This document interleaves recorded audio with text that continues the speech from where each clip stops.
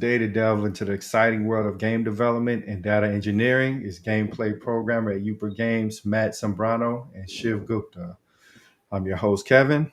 And I'm Brian. You're now tuned in to Coder Conversations, the podcast where professionals speak. Be sure to catch up with us at coderconvos.com. Welcome to the show, guys. Thanks for having us. Hey Excited to be here. guys, how you doing? Thanks for coming out. It's definitely a pleasure to have y'all aboard. Just to get started, can y'all introduce yourselves and give us a little bit of background into what exactly do y'all do? Matt, I'll let you go first.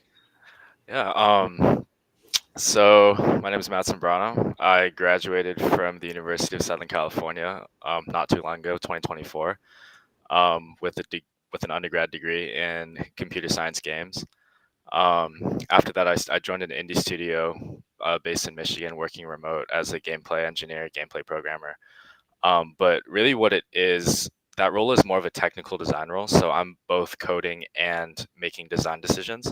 So like my boss, the game that we're working on is called Exodus of Descent. You can wishlist it or play the demo on Steam right now. It's a kind of like, it's difficult to explain, but think of it as kind of like an Elden Ring where you get to try the same little map over and over and over until you have some sort of mastery over it. It's like a mini open world, and there's going to be different worlds to explore. Okay. Is it anything like Gauntlet Legends? You remember that game? I have not played that game. Okay. Is that arcade? Okay, cool. It's a lot like the way that I've been thinking of it is just like it's kind of like Elden Ring Night Rain, but like much more smaller, scaled down, and a little bit less Fortnite like. But you Okay. just you run around, you level up, you kill enemies, and then you end up at a boss fight. And if you beat the boss, you extract all your stuff, and you get to take home your rewards. Otherwise, you just die. You keep your levels, but you have to get the items again. The items are the cool stuff. But my role on that has been largely working with enemies and working with bosses. And most recently, the last few months, my boss was just like, "Hey, Matt, you want to like make the first boss fight?" And I was like, "Sure. Do you have any ideas? How you want that to go?" And he was like, "No, I'll let you figure it out." I was like, "Cool." So I just watch some YouTube tutorials how you make boss fights. Got to do got to figure out the AI, got to figure out, what your attacks are going to be. There's a lot of design decisions to figure out regarding how this boss is interacting with your players. Since it's a multiplayer game, that's the fun part is you go in with your friends and it's like almost like friend slot, but not quite. Okay. And is you it have to figure out how that programmed boss fight in engage. is it programmed in C#, C++, something like that? We're using Unreal Engine 5, so any actual code that Okay. is written would be in C++, but we've been doing Okay. most of our work in Blueprints, for the visual scripting software built in. Okay. So that's like a lot of responsibility. Is that something that you prefer, or would you prefer to have been more guided, like kind of like, here, I want you to do this, where you don't have all of the design decisions on your shoulders? No, I love having the design decisions. I'm actually interviewing at Naughty Dog right now for a Oh, technical wow. designer role. And that is like that's like perfect for me. I love being able to like create the idea and then execute on it and own that piece of the game from start to finish. And then like you get to go see it in game, and then your friends are playing it and they're like, "Oh, like the boss fight's like super hard or it's like super fun, whatever." And you get to say like, "I did that entire thing start to finish. Like, no one else touched that." Yeah, right. It's got to be an amazing feeling. And Shiv, did you want to get into your background a little bit? Absolutely, yeah. So I actually met Matt here at USC.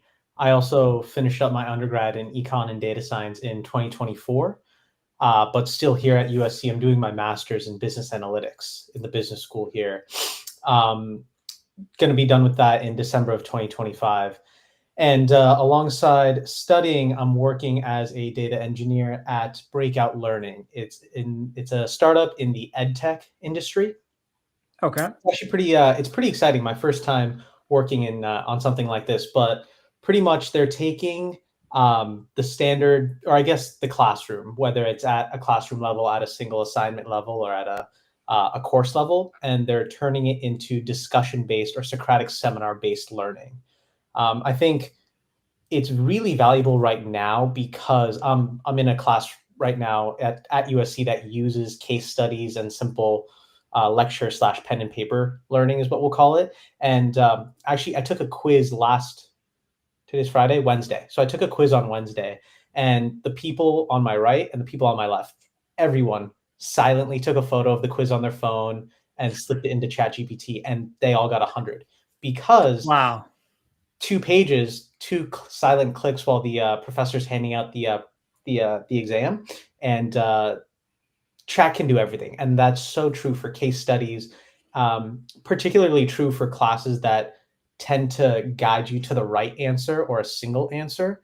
AI can handle that really well now. So I think the quality of learning is diminishing, but this startup is reviving that in the sense that you join a course, say it's about game design, you'd have an individual, and I'm not going to speak too much about it because I don't know game design very well, but you do your individual work, you read through it, you watch the video, the lecture on game design, and then you have to record yourself, or you're in a recorded setting where you do your individual assignment, and then you join a small group discussion like this with your peers in the same class.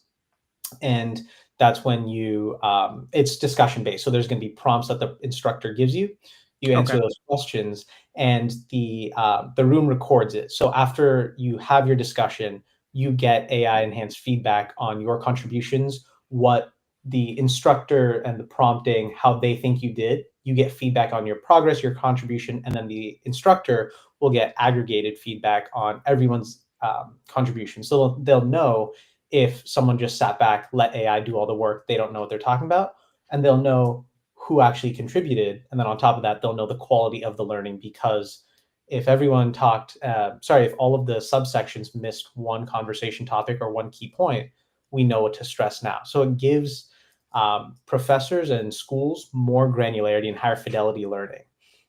So it's a really cool, and I kind of joke, if this was around in 2019, 2020, and then COVID hit, it would be perfect timing. But yeah, that was a drawn out background on the company. But I focus on the data engineering, connecting their data from their internal platform, their CRM, converting that into legible data. So turning the sales team's forecasting, attaching that to the booked revenue, how revenue is realized, creating change logs so we can see the performance and the traction that we're getting across universities, and pretty much anything else. Wow. Is there any math involved in that? Yeah, I think it's not overly complicated math yet because I'm following a lot of the accounting rules. So Okay. it's addition, multiplication, but I would say it's just key I get it accurate. And so I, as a 22-year-old, don't send a company down for fraud accidentally. I actually just got off a meeting about that, on how important it is we get these numbers right on a specific report I'm working on, because just high stakes for something that should be very simple. Right. Yeah. So like both of you guys are quite a bit younger than Brian and I, so y'all are in a different generation. So I know growing up, your schooling experience probably was different, probably more technologically focused. Did y'all have like iPads and stuff growing up and going through school, or did y'all have the standard textbooks?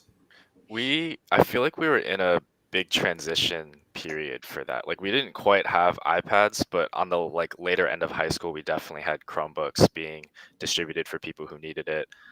They were available in classrooms. I remember in like late elementary school, maybe early middle school, schools started getting smart boards. And teachers could not figure those things out. It was always so fun when your favorite teacher just could not figure out the smart board, and then you had to teach them how to calibrate it and stuff. Yeah. But yeah, and then I think my little brother's 5 years younger than me, and he like grew up with that technology. Like even just going through school sanctioned, like they gave him a Chromebook. He didn't have a choice; he had to take it. Take it home, and he had it for a while. A lot of their work was already like online, and using all of that technology. There wasn't a lot of like physical textbook, work going on. That's interesting. Yeah, even pre-COVID. Yes, were you going to say something, Shiv? You can go ahead.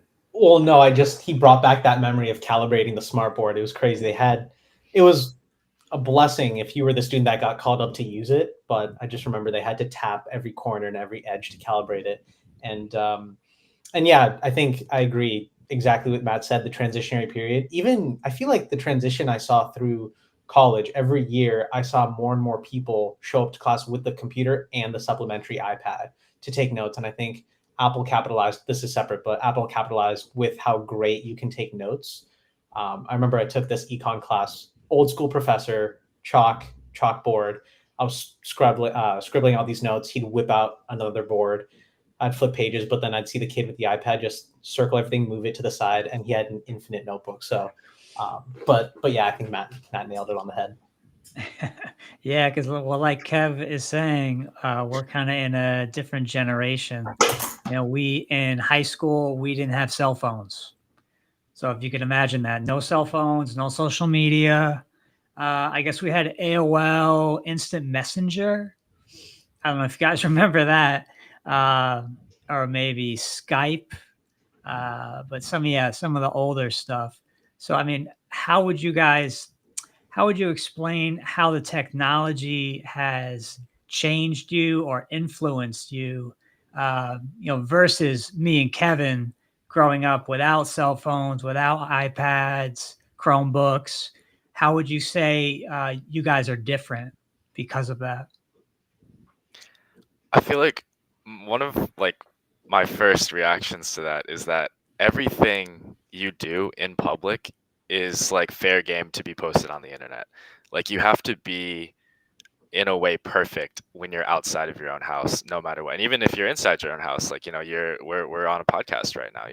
Your life is constantly being broadcasted, and in a way, like social media encourages you to do it to yourself as well. I feel like that like you can't get away with things the same way that I feel like you guys probably could have in high school. Yeah, once it's on the internet, it's there forever. Yeah. Yeah. And I things also spread think very people, quickly. yeah, our generation, I think, I have two younger cousins who are just turning 16 now. And so I used to babysit them. I met their friends, babysat all of them. Watching them, they're all starting to drive now. They all have their own phones and stuff. I'd say I'm grateful for my parents. I didn't get my first phone until high school. And Same. I think that I was behind the curve. A lot of kids already had it by 6th, 7th grade. Yeah. But appreciate my parents in hindsight, because I think I have basic skills that I consider basic, and I know you guys would definitely consider basic, that a lot of people in our generation and the next generation don't have. So when I'm walking somewhere, I remember where I parked, with street signs, with spatial awareness. But I've seen a lot of people my age and younger, if their phone dies, they're lost. So friend of Yeah. a friend, they were at a concert and they were like, "Oh, it's fine. I know where we parked. Google Maps saved my location." Okay. The phone died. She spent an hour and a half in the parking lot. She couldn't Oh find her my car God. until all of the other ones dispersed and she could see it with her own eye. And then also on Matt's point, a lot of people, I think, are more like, our phone is now a safe haven. If there's an awkward moment or a moment of silence, you don't know what to do with your hands, straight to your phone. You just whip out the phone. Exactly. And it's Yeah. really interesting to see, because when I hang out with people, like at my company, or my parents' friends, very happy sitting in silence and just spurring conversation. I think conversation comes more naturally to the previous generations than the next generations. Yeah. I And so mean, it's kind of now, unfortunate. if you go into a doctor's office, let's say, and you sit down, people are on their phone, people are on their tablets, no one's talking to each other. But, when me and Kevin were younger, you go to the doctor, you're sitting there, someone sitting across from you, it's kind of silent. So you just start making conversation.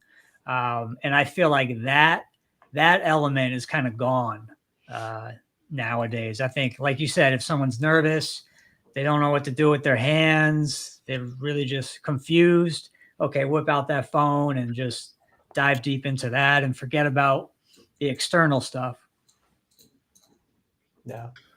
Yeah, I feel like with no phones, like we're more connected than ever, but we're also more lonely than ever. It's like we're in Absolutely. the same room, but everybody's in their own personal world. Like, do you get that feeling? And did your generation, did they really go outside a lot? Like, were there huge groups of kids playing? Because when I drive around, I there's think nobody outside. Yeah. I think we still did. I mean, I remember at least through like middle school and high school, like me and my friends would like be running around the neighborhood doing God knows what. Like we were still very much so outside, despite having, you know, phones and access to like, you know, Instagram, whatever, that we could have been like spending time on. I think one of the like key things here is the like introduction of short form vertical content on everything. Like you actually can't get away from it. And because that wasn't something that we really had like even in high school. Like I guess like later high school TikTok came around and then, you know, that starts you start seeing that. But Yeah. before then, like your phone was more of a tool than anything else. Like it was still something that I would use to like, you know, text people or whatever. Like I wouldn't just like habitually reach for my phone and then next thing you know it's 2 hours later and I've just scrolled for, you know, scrolled 2 hours Reddit. away without Yeah. even. Been on Reddit for 2 hours or whatever. Yeah. Um yeah, and I feel like kids now are falling into that way more easily than we did because we actually didn't have that even though it wasn't that long ago that we were in, you know, middle school, high school. So I know, you know, with AI and everything coming into prominence, and people are just being able to converse with AI. So you have people whose their actual friends are AI, you know, and AI self-affirms. So do you have any concerns about like these kids, these younger generations, like maybe necessarily not knowing how to take a no because they're talking to AI and AI is always agreeing with them? Like, do you see any Right. like social Yeah. problems coming? Absolutely. I'm worried about our generation even. Like I have like my roommates, you know, 23 years old and they're like they call chat she because it's a person to them, you know, like oh, I'll ask chat like she always knows. Like what do you mean she always knows? Like she agrees with you, bro. Like that's, you know, it's it's scary to see those kind of confirmation biases happen like, you know, and spiral deeper and deeper and deeper until like everything you believe has been like the product of one little suggestion that you prompted into ChatGPT. Like, you know, it reads what you're leaning towards and then just shoves it down your throat until there Right. can't be any other possibility or any other right answer, any other consideration. Um, and that's pretty scary. Also, the way that it hallucinates. Because like I tend to use ChatGPT for, like, you know, how do I make like my boss is walking through walls. How do I make it not do that? It will hallucinate. There's not enough information on Unreal Engine 5 and its specific like issues when you implement things. Right. So Right. instead of being able to logically derive solutions, it says like, oh, make turn this on and do this and do whatever, and it'll come up with this very specific string of things that may not even exist in the engine, or it's definitely not a solution. I've had to stop using it because it actually just wastes more time than, you know, Waste more certain other things. time. Yeah. Yeah, I can see that. Yeah. I think 100% agree on the hallucinations. Even for what I've noticed, the longer you maintain one chat, the more it hallucinates because it feels more pressured to generate the right answer. It refuses to say I don't know yet, which is a thing. But also going back to the original question, this is a very interesting. I don't know if you guys know Scott Galloway. He's another podcaster slash. I mean, he's done well. I think he has like 9 startups. Oh wow. He teaches at NYU Stern. I think in branding, marketing, finance, etc. He focuses now a lot on primarily young men, and a lot of it comes through, or a lot of topics revolve around how AI is affecting that. I think it's kind of like it's an ugly storm forming with, like Matt said, the short form content sucking everyone into the phone. It's not a tool. It's just every way that they throw ads at you. They just want to maximize your time on it. AI becoming actual social interactions. I said AI feels compelled. Matt's roommate calls it she. It's very much becoming prevalent in our life. And then also Sam Altman coming out recently and saying, "Hey, we're not the moral or ethical police. You know, if erotica shows up on our models, that's not for us to do." And we see a lot of AI models, OnlyFans, adult films, adult content, all of that's created, and all of these things are mixing together, which really scares me and lowering human connection and human interaction. I think I was looking at some study and some charts. Both or sorry, the amount of young men and women under 30 who are in relationships are at an all-time low. I think it's at a third of what it was 20 years ago. Yeah. Young men in particular, they feel, well, because they're not talking anymore, they're short form content, they're texting instead of going in person. Why would they continue to go out in public and get shot down when that's, first of all, much more public and much more traumatizing, when they can Yeah. just now go online and find an AI girlfriend? I think, and then it all compiles because I've seen it, targeted ads for people that fall into this trap. It's like a snowball effect. So it is pretty scary. I think the biggest fear there is people getting too wrapped up in it and just completely losing touch with reality. Yeah, I don't know if you guys have seen that documentary on Netflix called The Great Hack. Have either of you seen that? So it's about this data science company called Cambridge Analytica, and they were basically fixing elections. They were pushing swing voters to a certain direction, like Brexit. They wanted that passed, so they would take out Facebook ads to influence these people's vote, and in turn they would vote how the data science company wanted them to. And basically, they got analyzed a lot. And I think they went out of business or went bankrupt. But it's a really interesting documentary. Yeah, I'll have to That's watch that. great. That's on Netflix. Yeah. Netflix. Yep. I'll I watch it. think Yeah. with The great hack. like with platforms like TikTok, even Instagram and YouTube, they're kind of pushing the same content. You have like 5-10 second clips, and you're training people to constantly receive dopamine, to crave it every 5 to 10 seconds, and essentially creating something that's almost like a drug addict. Like if people don't have their phones and not constantly getting spikes of dopamine, then they're going to go crazy, and how can you have a long-term relationship with somebody if you're expecting constant stimulation? And that probably ties into your point, how relationships are not lasting because people now, they need constant stimulation, whereas nobody can really stimulate you 24/7, like every 10 seconds. Yeah. Yeah, I mean, I noticed it myself. I haven't had TikTok on my phone for I think a year and a half now, maybe Okay. two. I was never big on using it, but when I was, it was fully an addiction. Like I'd be on it for hours. And I remember at some point, this is when I really realized it was an issue. I was scrolling, couldn't remember the last three TikToks I'd watched. I couldn't tell you what I was ingesting, and a lot of the time, it wasn't the only thing I was doing. I was pretending to do homework. Maybe there was a Netflix show running. It was just compounding dopamine, just constant inflow, and Wow. couldn't sleep. I realized my attention span in real conversations were diminishing. Deleted the account, got off it, and pretty instantaneously I saw that reversing. So it's incredible how Meta, ByteDance, all of them have engineered this, and their algorithms are insane. Yeah. I'd love to be smart enough one day to make something like that, but it's also scary when it's not used Yeah. with morals in mind. So like, have y'all seen like it affect other people's day-to-day interactions? Like, okay, just for dating, for example, like have you noticed like people becoming more and more antisocial, short with each other, and just not having the basic social skills because they're so engaged with social media? Yeah. I mean, it's everyone. I feel like the average person our age struggles to hold a conversation, you know.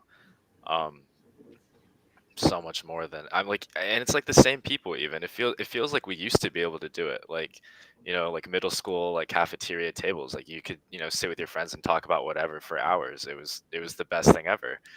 And now, like, you can get Right. that same Without group phones. together. Yeah, you get that same group together now and like hang out for 5 minutes. Next thing you know, half of them are like scrolling TikTok, the other half are like, doing something else. It's different. I feel like everything has become less fun in, like, with the existence of short form vertical content. Like even playing video games, like I'm actively playing The Last of Us Part 2 because I need to play it to study for this design interview. Oh, And wow. I'm like, I'm not finding myself as, like, drawn into this game as I definitely would have been maybe 5-10 years ago. And I hate to say it, but I feel like it might be because of the short form content that I'm consuming. It's like it requires too much of an attention span to get through a 5 minute segment. It requires too much focus on like, I need to go over here and I need to avoid all of these things. And that's supposed to be a fun challenge. But instead, like my brain's been rewired for just like, I move my thumb and I get a hit of dopamine. I move my Right. thumb, I get a Boom. hit of dopamine. Boom. It's not rewarding the problem solving and like the skill development that video games usually capitalize on, which is crazy because video games used to be the thing that everyone was like, stop playing video games, it's rotting your brain. Like this is actually what's rotting your brain. It's crazy. Yeah. There's a funny. So over COVID, I think there wasn't much to do. Started grinding chess on chess.com. And Oh yeah. not love great at chess. it by any Love means, chess. but I got my elo up to 1200 and I was happy with it. And then right now I think I'm sitting at like 850. And I looked Okay. back at my game log. A lot of the time, and this is embarrassing, a lot of the time I simply lost interest in a 10-minute match or a 5-minute match. I Wow. would just lose interest. I'd be distracted, go do something else, come back, run out of time, or simply close and forgot the game was running. So a lot of them was lost by abandonment and can't finish a simple chess game. It's funny that you brought up this the video games though. Something I've been doing. So I have an Xbox. One game I really enjoy is the F1 racing simulator. It's EA Sports game, and what I've started doing because I want to get back and really pull myself off short form content. Started reading a little bit more, but the jump from TikTok to reading, massive in my brain. So what I've started doing is I'm Massive. playing this game, Yeah. and I can run full scale F1 races. So I have to focus and constantly focus on one thing, and every turn for 51 or 75 laps. So I'm training myself because if I let go of that remote or if I get distracted, I'm off the road. So Yeah. I just thought it was funny. I'm using video games to train myself off short form content, and hopefully that can be then trained to back into touching grass and reading books. And I mean, what it makes me think about, I'm a drum teacher primarily. Playing an instrument, especially the drums. You have one, two, both legs, four-way coordination going on. When someone's first learning the drums, they're usually like, oh, wow, like how do I get the right hand to keep going and then get the left hand to hit the snare? I had this one adult student a couple months ago. She came in and she, just flat out said, like, I don't know how to do this. The whole coordination thing doesn't make sense. But if you can get past that and start playing, you can totally dive into music in a way that you could never dive into TikTok or even a book. And playing an instrument is really something exceptional that we can do. And I think more people should pick up, guitar, drums, bass, keyboard, whatever, something to keep them engaged. And also that rewires the brain being a musician. So it's kind of a win-win in my eyes. Brian, I have a question on that note. My goal, I really want to learn how to play the piano. Okay.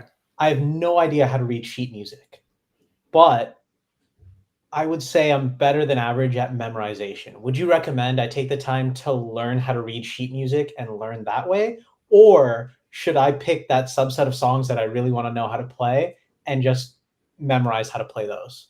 I would do the memorization because then you're playing, you're hearing something in your head and you're able to play it.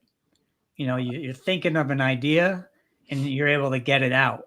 There's a lot of people that I've met, especially people in like jazz schools, colleges. All they do is sight read. All they do is play to, they're playing live and then they're sight reading. They're reading the charts.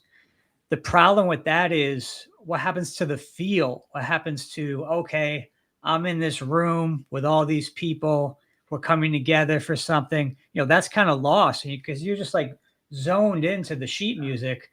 So funny enough, I don't even teach sheet music anymore. I don't teach. I used to teach out of books. I don't teach out of books anymore because I realized we get better faster playing cover songs, playing our favorite songs, whatever that might be. For me, it could range from jazz to rock to hip hop. I love Tupac. It really depends, but I think more people should be going in the direction of let me pick up an instrument, let me actually have a hobby besides TikTok. I like Absolutely. that. Yeah. I'll keep you posted on how the memorization learning goes. Shiv, I don't know if Awesome. we've ever talked about this, but I like can't read sheet music at all, but I learned how to play a few pieces on piano, and I think the hardest one was like a few years ago. I learned how to play the Merry-Go-Round of Life from the Howl's Moving Castle soundtrack. Ironically, after I think I saw it on TikTok, and I was like, oh, this is a really cool sound. That was So 100% the inspiration behind this question because that's how you learned. I wanted to, but I didn't want to. yeah, I wanted his impartial. yeah. Yeah, because I mean that was the answer I was really hoping for. I did not want to have to learn how to read sheet music. But Yeah, I'm glad. music theory. Music theory is kind of heavy. I remember I was trying to get into this jazz school when I was younger, and actually I didn't get in because they were really elitist, to be honest. I think they judged me based on how I looked. I had long dreadlocks at the time. I was in a hardcore punk band, so they kind of typecast me, or they narrow me down into this little section where they're like, oh, you have no business learning jazz theory. But what I saw was I auditioned, and I think I was playing the Thelonious Monk song on the drums. And what happened is I told the bassist and the piano player, hey, there's like a 12 bar thing or 8 bar thing intro, and then the song starts. So the drums are going for maybe 8 bars, 10 bars, and then the song starts. So I counted them in, and they didn't come in on one. And these are juniors in jazz college school can't come in on one, can't follow counting. To me, that's a huge problem. Okay, you could read sheet music all day, but you don't know where one is. That to me, I was like, why do I even want to go here? This is not really my thing. Oh, all right. I'll let you know how it goes. I'm excited now. Fresh motivation.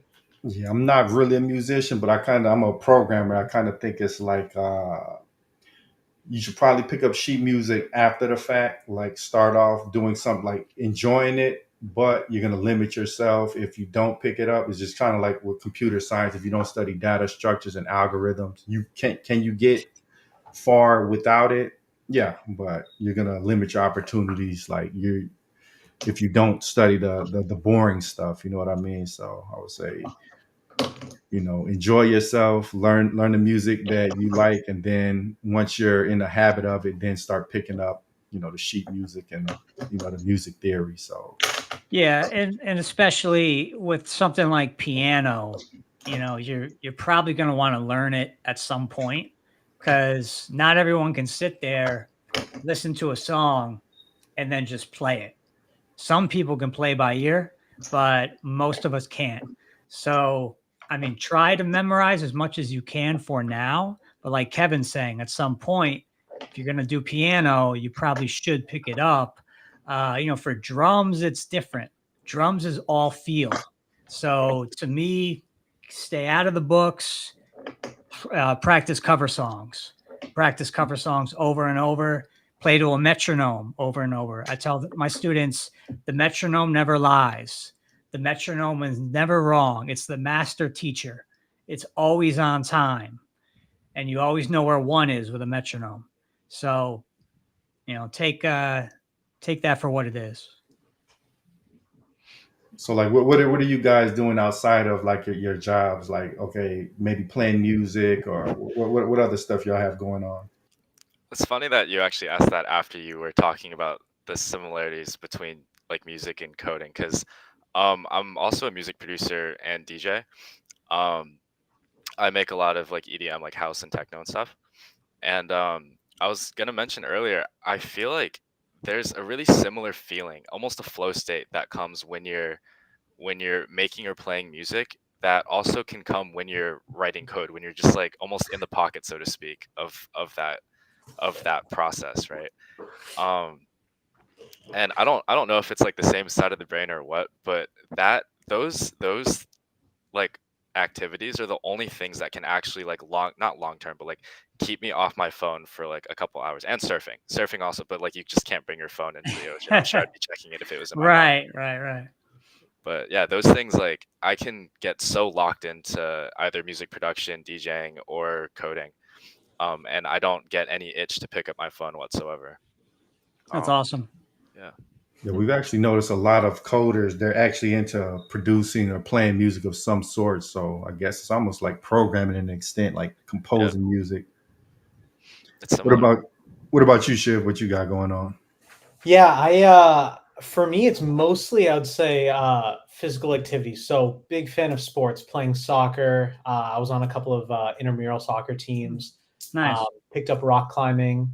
Um, really excited that snowboard season is coming up, Hmm. and I think over the last year and a half, the I've just been throwing myself into new things. So this is going to be my second full season snowboarding. I learned recently.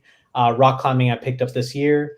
Soccer I've been playing for a while, but I've been really falling in love with the setting my own goals and pushing myself almost to the limit. I feel like physical fitness and then sports and stuff, it's really easy because you know when you can push a little bit more, when you can get a little faster on the field or on the mountain, when you can full send that one climb, something like that. So it's almost like a sense of instant gratification plus the long term because you feel yourself slowly get better. Actually, this last Saturday, I don't know if you guys have heard of the Spartan race, but Oh it's yeah, I got yeah. a buddy who does that.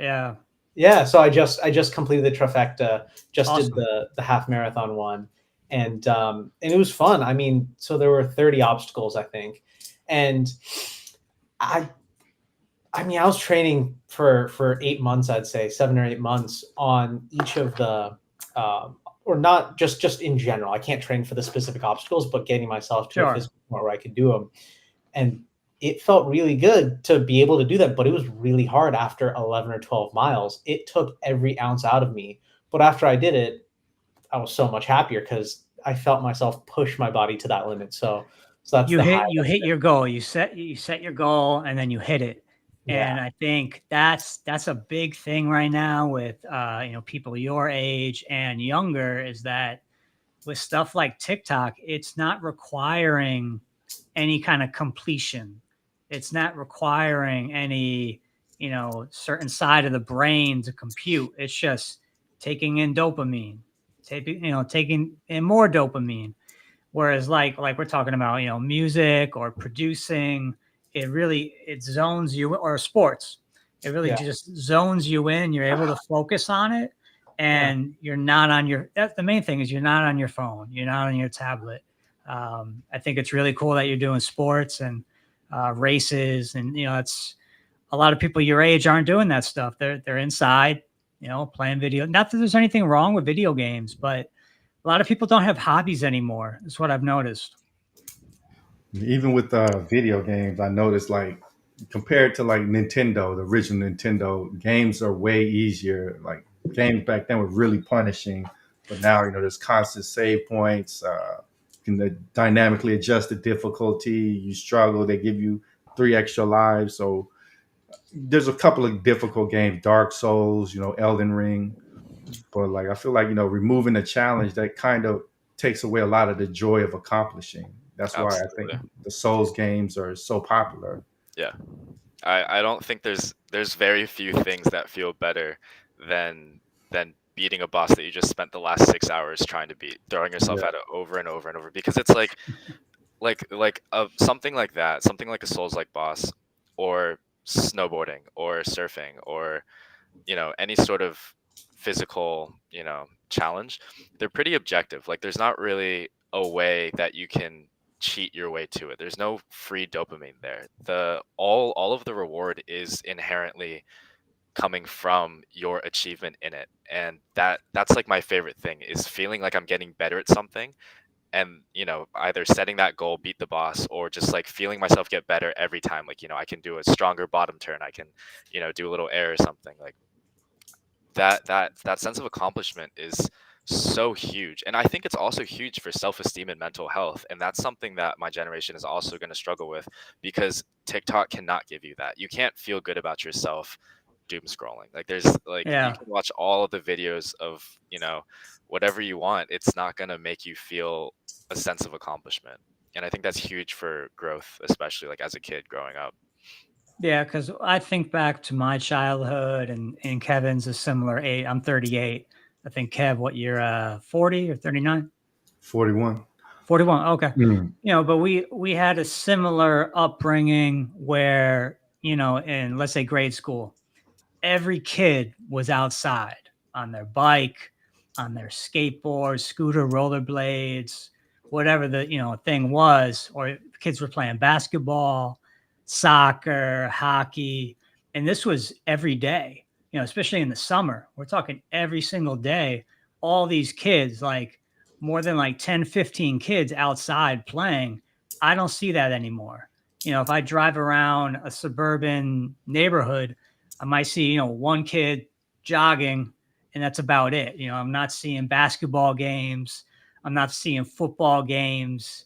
It's been a really long time since I've seen that out in the environment. So what do you guys think about that? The kids are playing Fortnite. Playing Yeah. Fortnite, they're going to Sephora, like even that, like everything like that, it's still revolved around their phone or TikTok, social media inspired. Like I can't tell you how many times my little cousin, she's asked me to take her to Crumble, Krispy Kreme, Sephora, whatever it is, because she saw the new fad or the new trend on TikTok. So it's guiding their social experiences as well. And something going back to what Matt just talked about, how you're not going to get that gratification or just that increase in just it's not positive to be on TikTok. It's the opposite. There's that saying, if you're the smartest in the room or if you're the best in the room, you're in the wrong room. You want to surround yourself by people who can improve. TikTok or just social media takes it to the extreme. If I'm rock climbing or if I'm lifting, I'll go with a friend who's buffer than me, who's got a better physique. So I'm inspired and motivated to lift with him. Right. And I have to appreciate, okay, I did go up incrementally in weight. I did get fitter. I did do something, right? But if I just use TikTok and if I didn't go with a friend and my social and metrics were attached to social media, it's going to be reel after reel of people with six packs who can bench press 315. And there's no self-appreciation and gratification because it's always just the top of the top. And that's what they show you. So it sets unrealistic social standards and, actual standards for everything. Yeah, that's another piece of it. Like you're saying, they're only showing the best. So then, you're sitting there watching someone swim or watching someone play basketball and they're just amazing. And you're like, okay, well, how do I do this basic thing? And it's like, you're not really going to, on YouTube, I guess you can find it, but on TikTok, you're not really going to find, the beginning instructions. Okay, do X, then do Y, then do Z. I think that's problematic with, like we're talking about, the short form content, YouTube Shorts, TikTok, even Instagram. I think, we need to put the phones down at least for like an hour or two every day and go outside or go hang out with a friend or really anything. Anything would be better than being on that phone for another 2 hours. Yeah, and I think when you're exposed to a lot of extreme stuff over and over, you become desensitized, and you eventually become so desensitized that you just have no joy because there's nothing more extreme than the most extreme thing you just saw. So you have to kind of detach and get away from that, so your senses be normalized again. And I think that's what a lot of your generation, that's what's going to end up happening. They're going to detach from technology. They're going to detach from social media because they realize like it's kind of a losing game. Like you can't just have your whole existence be many dopamine spikes because, our minds always acclimated, always gets used to whatever you're doing. So it's going to be interesting to see where you guys end up. I hope we can do it. It's a smaller scale, but just on the dangers of it, we're talking about the extremes, the amount of people. So I'm really passionate about finance and investing. my Right. social circle knows about it. The amount of people I've had ask, how do I short a stock or how do I trade options is scary because they saw a TikTok about how Google is going to drop, how you know Scion Management, Michael Burry shorted Palantir. I'm going to get in on it. And it's freaky because they think, okay, this average Joe who looked like us on TikTok, he did it and he Yeah. made 80K this week. I can do it too. Right. Michael Burry just shut down Scion Management because he fully said he doesn't understand how the markets work. But if you didn't have that background and you just saw 1 minute the guy who predicted the 2008 housing bubble is shorting Palantir, you're not going to think he's wrong. You're going to do it too, and you're going to lose money. Yeah. Yeah. So it's just, there's a lot of scary things. Yeah, I don't even think the average person they have no they're not going to be able to compete with these huge firms with AI, sophisticated AI. You know, maybe back in the day you could read the balance sheets and find good bargains, but now AI is going to be able to scan everything almost instantaneously. So, Yeah. you I know, mean, there's still, let's say, options, earning plays. When earnings come out, people are betting on those. But really, it's like betting on a horse. The earnings could be positive and the stock could still go down. The options could be worth less money. Um, it really depends. So to me, day trading is really like betting on horses. It's gambling. Whereas maybe more like Warren Buffett, long term investing. Like, okay, put money into Facebook, Microsoft, Nvidia, some of these larger companies for the long term, not just trading Tesla or trading Nvidia in with options or stocks. I think our tendency to like want to gamble and like trade those options also stems from the way that our brains have been wired for like maximum dopamine as well. Because like the second I turned 18, I started trading options on Robinhood. It was horrible. I made a lot of money. I lost a lot of money. And it was just dopaminergic. It was like, I wake up in the morning and I check my phone immediately. I'm just like, what are we looking at today? Oh my God, I lost $5,000. Or like, I wake up the next day. Oh my God, I made $5,000. Like, um, and then I don't think I actually started like, you know, growing a portfolio until I, sat down and was like, okay, you got to stop doing that and just, Yeah. invest in strong assets long term. And, the way yeah, that Warren Buffett would do it, or anyone who doesn't have TikTok brain rot would do it. yeah, pretty Exactly. much set it and forget it, put it in the index fund and leave it alone. Absolutely. Yeah. So, like, are you guys optimistic on the future? There's like so much going on, and AI is becoming increasingly more sophisticated. The economy is not necessarily looking the greatest. The tech market isn't that good. So, like, how are y'all optimistic about the future? Oof. Oh, Uh, how much I time feel we like I'm got? optimistic for some things. It depends. It depends on who you are. If you've retired already and you don't need to, get a job or whatever, like I feel like, being able to see the growth of technology would be really cool. And maybe you're old enough that you can kind of not be influenced so much by the things that are happening or like what's coming out.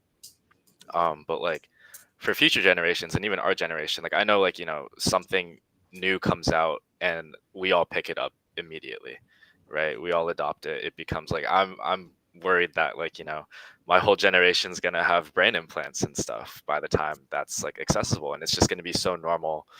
And I don't know. I guess like science fiction, like there's obviously so many ways that you feel like that can go wrong. And so we get scared about that. But I mean, there's also a lot of upsides, medical advancements, stuff like that.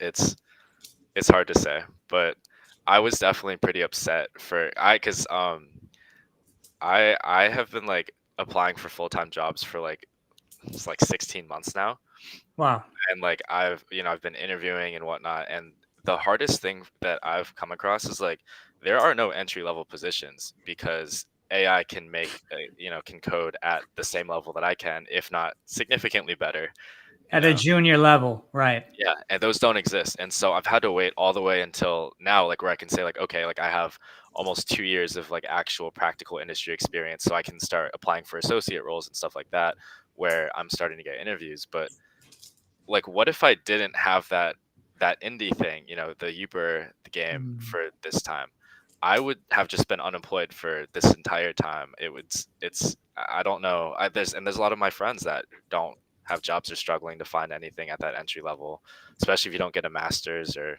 like even a PhD. I feel like AI is like almost growing the gap between the haves and the have-nots. And that's definitely something that I am not stoked to see. Kind of just a hollowing out of the middle class. The middle class is just being destroyed, and we just have the rich, you know, the top 1% really doing well, and everyone else kind of, you know, fighting for scraps. I don't know what the answer is to that, because that's a much deeper topic. But, you know, I hope that your generation and younger generations can start to see how toxic social media actually is. I mean, I'm on there, but if I wasn't promoting music or bands, I wouldn't be on there because I know how toxic it is. What do you guys think? Yeah, I mean that's the only reason I still have TikTok installed is because I use it to promote my music, and it's Promotion. unfortunately such a great tool for that. But every once in a while, like you post something, and while it's uploading, you end up on the For You page, and you scroll a couple times. You're like, oh, this is interesting. Next thing you know, your video uploaded 25 minutes ago. Why are you still here? Right. Know? And it's designed to do that too. Like it's designed to hold you there as long as possible. Like I think there's something in Instagram's algorithm that keeps you specifically there for like just long enough to suck you into a doom scroll before it finishes uploading, even if it like, you know, totally had the potential to upload faster. Wow. That's crazy. I didn't know that. That's scary. Yeah. But yeah, going back, it's I think it is scary. I'm also, you know, fully my last semester applying for full-time roles and stuff, and it is scary. But I'm also learning through the job right now. Or okay, stepping back, looking at everything, the railroad, the .com bubble / the internet, all of these things did change the world, and they did compress jobs because you did have a technology that could take away routine jobs. And there's always this, it's systematic or circular. There's always overinvestment. So all of these, Mark Zuckerberg fully said, it's a $500 billion investment with a potential of a $10 trillion payout. And they all want to be at the forefront. There's always overinvestment, and there will be a market correction. People will lose their jobs. But like Matt and I talked about, AI can't do it all. It's hallucinating. It can't do it. It can't get you from point A to point B all the time. It's not trustworthy. And I think when there's that correction, they're going to realize we're about 10 years away, or 5 to 10 years away from AI completely replacing us. Because even if you're going to opt in for an AI agent instead of hiring Matt and I, that's great. But when it gets it wrong, who's going to explain it? Who fixes it? Yeah. Who fixes it? And yeah, are you going to, in 3 years, are you going to promote this AI agent to senior level or to middle management? Who's going to run the firm? And they're going to realize, okay, they can't fully replace everyone. You need that human connection. And I fully had a phone screening with a recruiter. I later realized, or 2 minutes into the call, it's an AI phone screener. Wow. And I was so turned off by the entire thing. So I think people are also going to realize you can't just constantly outsource to AI, because people are still going to get more and more desperate for that human connection. So I'm a little bit more optimistic. I'm clinging to the fact that, you know, they're going to realize we're in that hype stage right now. And I think, like Matt said, everything is coming out, and because of the short form content, because of how connected everyone is, we see it. So I don't know if you guys have heard of these Neo robots. They're shipping out now. It's a $20,000 robot that does household chores for you. One of the popular reels is you show it how to toss pasta in a pan, and it'll do it for you. Wow. So they're launching now. It's crazy. It's going to replace a lot of gig economy jobs. I did more reading into it. A lot of it is based on, or it can't actually do all of the things that it's marketed as. And a lot of it is you have to wear a VR headset and it mimics your movements. So it's not, so there's that gap between the hype and what they're promising and what's affecting entry-level jobs right now is a lot greater than what it actually can do. And so once that kind of bubble pops, I think I'm hoping, you know, there's a little bit more room for the entry level and the young candidates like us. Yeah, because the problem with that is, okay, there's no more entry level, there's no more junior. You're having AI just kind of do all the scaffolding and the architecture or whatever. But then, like we're talking about, who is going to like go and review that code, make sure it's all good? I guess a senior. But what happens when all the seniors retire? Yeah. Like what literally what happened? Like your company's going to go under. I mean, who knows? Yeah.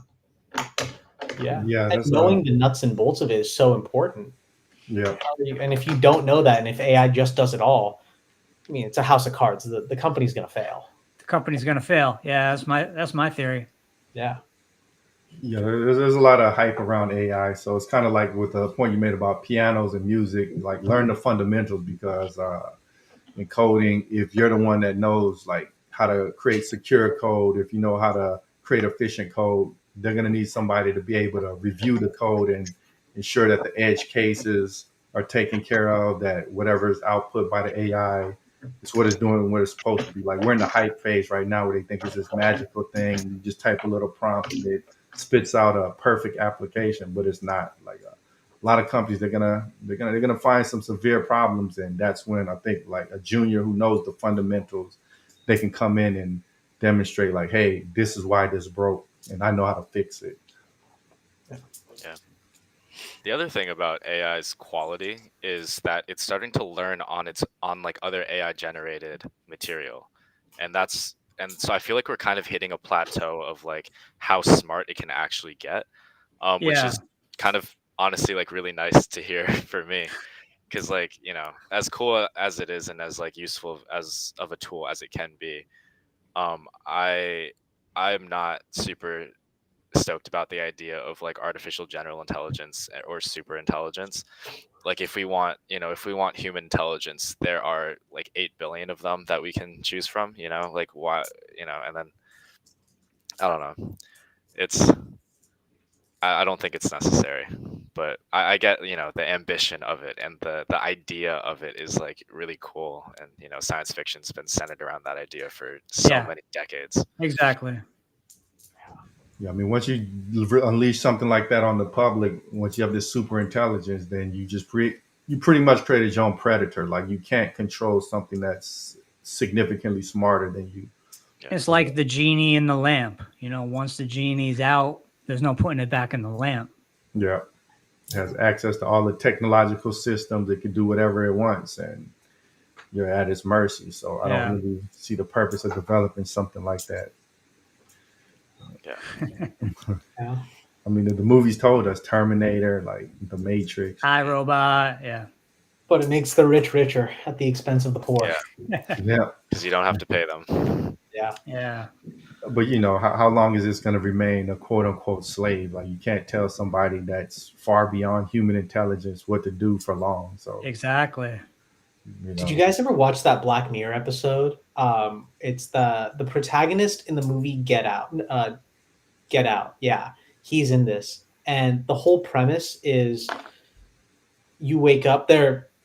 They're in this compound, right? They sleep, and in their bed, they fully have a TV running, constant ads, and you have to pay to turn off the ads and turn off the TV to have peace and silence. And they earn money not through working, but by going and biking and generating power for this compound. That's their whole thing. And if they earn enough credits or miles, whatever it is, they can buy amenities. They can buy peace and quiet. They can buy, whatever they want. And it reminds me of that when we talk about this, when jobs are going away, it's going to be some dystopian world like that. And actually a surprisingly relevant episode, because a lot of it, when they're breaking out of the matrix, it's to go generate their own content, be part of those ads and stuff. So Black Mirror was kind of spot on with what they saw the world turning into. And I think it's a real sad possibility. Or that movie, Joaquin Phoenix, Her. Have you guys seen that? No. Oh, yeah. That's about an AI chatbot, female AI chatbot that this guy starts dating. The movie's called Her. Definitely check that out, and definitely check out that documentary, The Great Hack, on Netflix. These are really good programs. Definitely. Hey guys, we're at the top of the hour. Before we get out of here, did you want to leave our audience with any closing thoughts, and where can they find you at?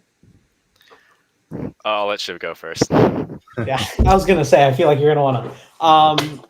Let's see. I mean, first of all, this is my first podcast, so thank you guys for giving me the opportunity. I really enjoyed it. Refreshing to talk about stuff like this in an open forum. I'm not super active on social media, but you can find me on LinkedIn, I guess. That's my main form. But yeah, I think on that, what we were talking about, I really enjoy going out, talking to strangers, meeting new people. So if you're in LA, get together for coffee, whatever, talk about anything and everything that we talk about here, finance, sports, whatever. Happy to do that. And yeah, I'll pass it off to Matt. Yeah, thank you guys so much. I've also never done anything like this, and it's honestly a little bit outside of my comfort zone, which is why I was excited to do it. Awesome. Yeah, and it was just an amazing experience. If anyone wants to listen to my music, Matt's Gone Missing on all platforms. You can find me anywhere. If you want to book me as a DJ, that'd be sick too. Otherwise, yeah, personals are at Matt Cembrano. And yeah, thank you guys so much. Cembrano. That's correct. It was amazing having y'all guys on, and yeah, we have to get you back sometime. I'd love to. I'd love that. Yeah, anytime. Yeah, great having you guys on tonight. Thank Thanks, you. guys.